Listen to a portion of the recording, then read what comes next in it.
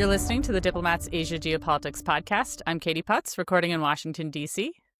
And this is Ankit Panda, also recording in Washington, D.C. How you doing, Ankit? Good. Not too bad. How are you?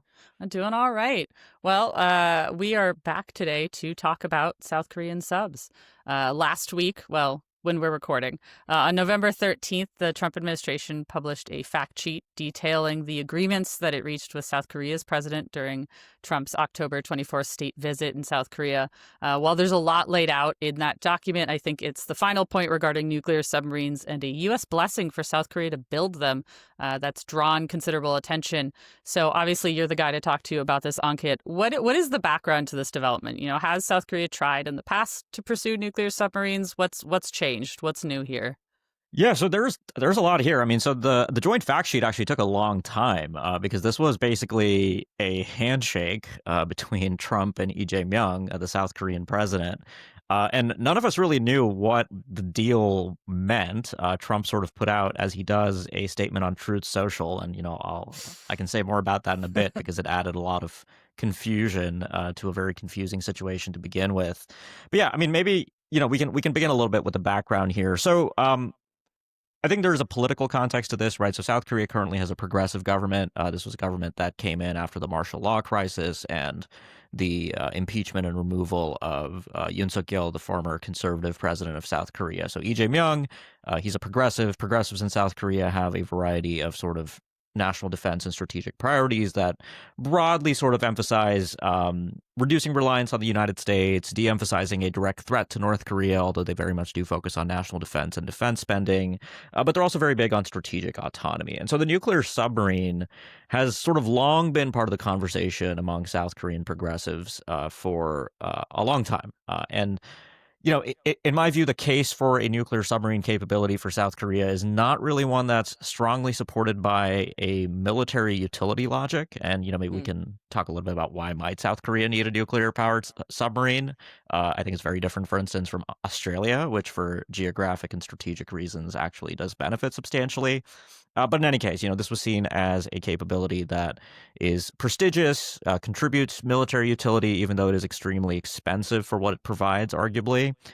But there's another angle here, which is the so-called nuclear latency angle, which is that by pursuing a nuclear-powered submarine capability, South Korea might be able to move in parallel towards a capability domestically to enrich uranium or to reprocess spent fuel to produce plutonium, which are, of course, the kinds of things you would need to do if you ever wanted to acquire nuclear weapons. Now, obviously, the South Koreans aren't leading with this, but this is something that does sort of enter the conversation from sort of a non-proliferation perspective. But, let me just close by saying this is still a pretty important moment because until the AUKUS agreement, the only non-nuclear weapon state that had a program to develop a naval propulsion program was Brazil.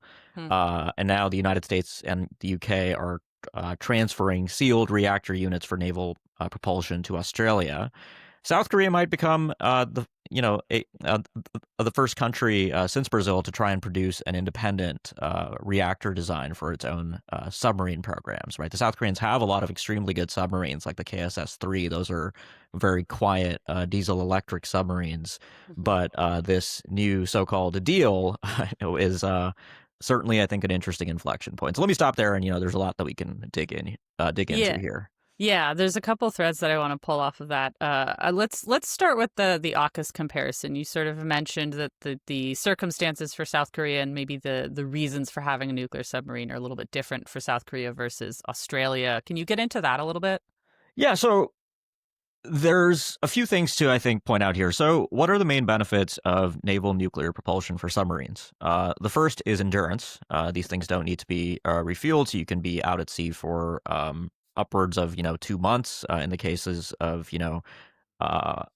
the countries that have ballistic missile submarines, for instance, will often have deployments that last for 2 to 3 months. In the case of the UK, it's actually gotten really bad. They now have deployments that last upwards of 200 days, which is pretty miserable for the sailors. But nevertheless, I think it speaks to the kind of endurance in that these kinds of submarines can provide over diesel-electric submarines, which will be a lot more limited. The second is speed.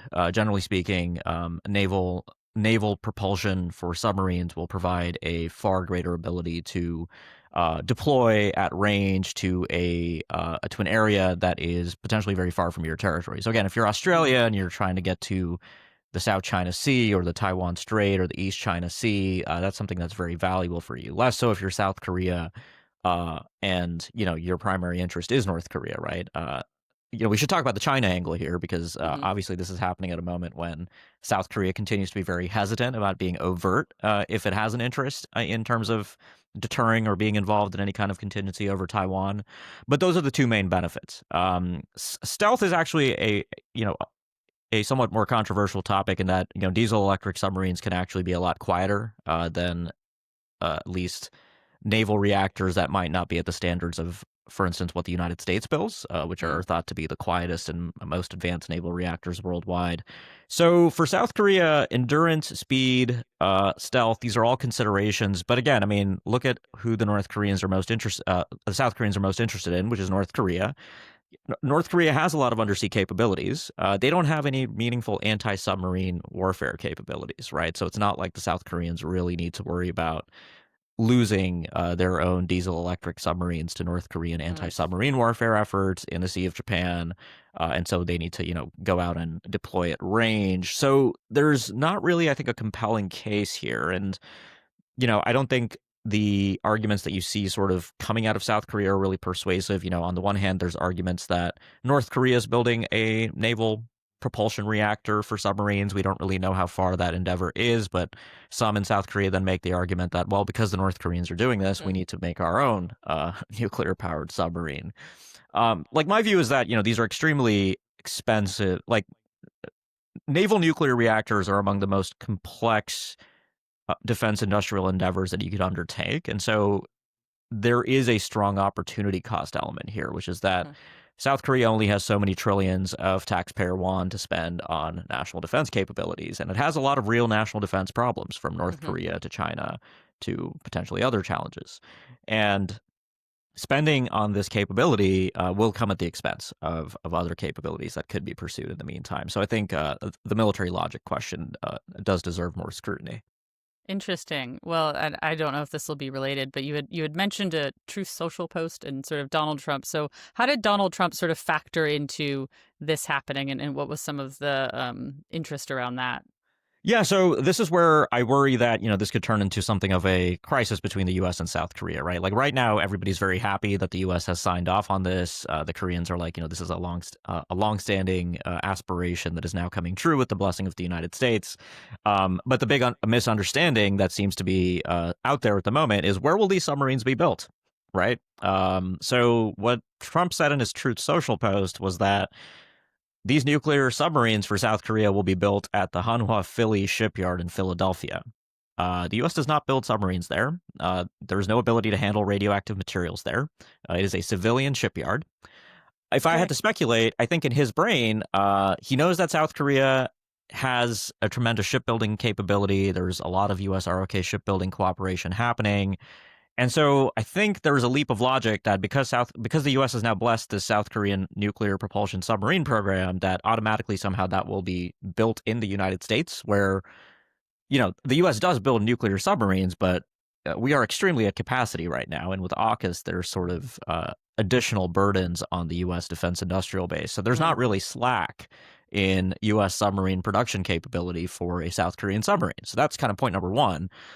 Point number two is that South Korea's defense minister, national security advisor have all now clarified publicly that they were under the impression that when they asked Trump this, that it was made clear that the South Koreans were asking to build this submarine in South Korea. Uh, and so TBD what happens here, because if Donald Trump sort of interpreted this to be like a big America first win because manufacturing jobs were going to be set up in the United States to build submarines for South Korea, that Mm-hmm. might be a tough pill to swallow, right? This idea that the submarines, the South Koreans want to build the submarines in South Korea. So this is a problem. If you look at the joint fact sheet, the language is a little bit clearer. It says the United States has given approval for the ROK to build nuclear Mm. powered attack submarines. So if I'm South Korean, I'm reading that.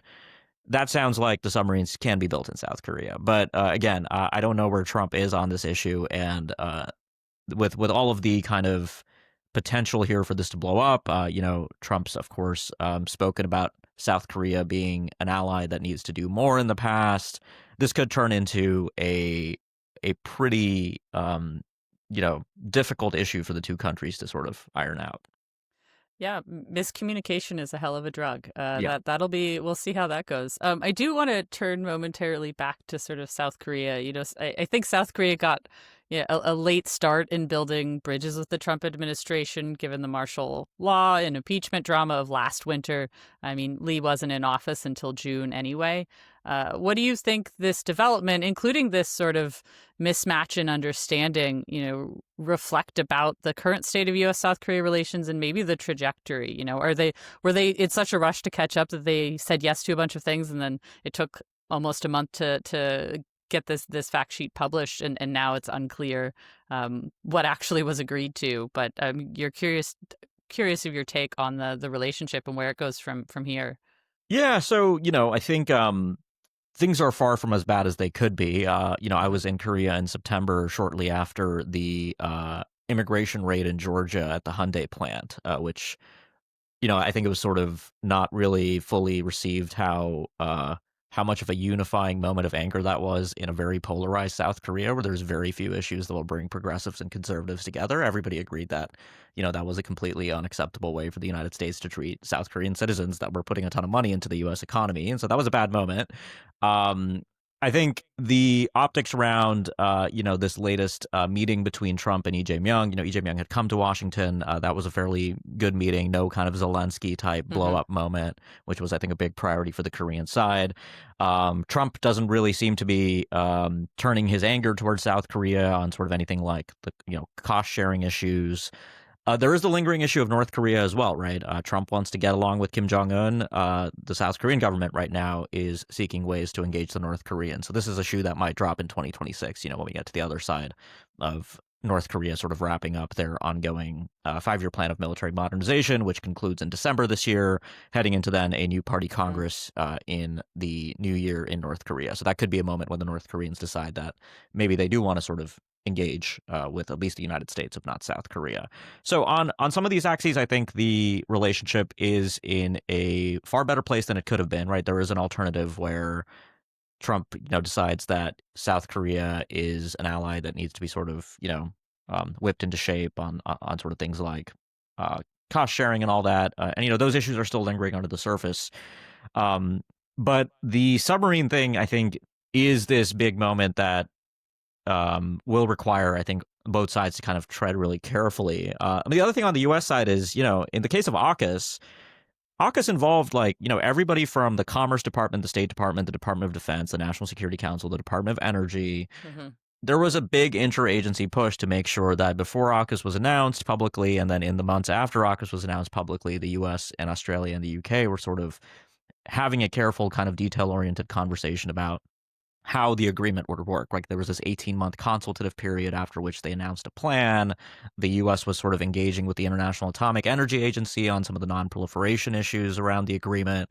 Right now, there's none of that, right? I mean, we were in a government shutdown when the submarine was announced in the United States, and there was no coordination among the various parts of the U.S. government that would need to sort of be essentially, marching in step to make sure that a project of the complexity that a transfer of potential U.S. technology to South Korea to facilitate the development of a nuclear power submarine would represent. It's just not clear to me that any of that has happened at all. So there's risks here, but again, the relationship overall, I think, remains in a place where I think most Koreans will probably view it as far from the worst case scenario that they might have otherwise imagined under Trump.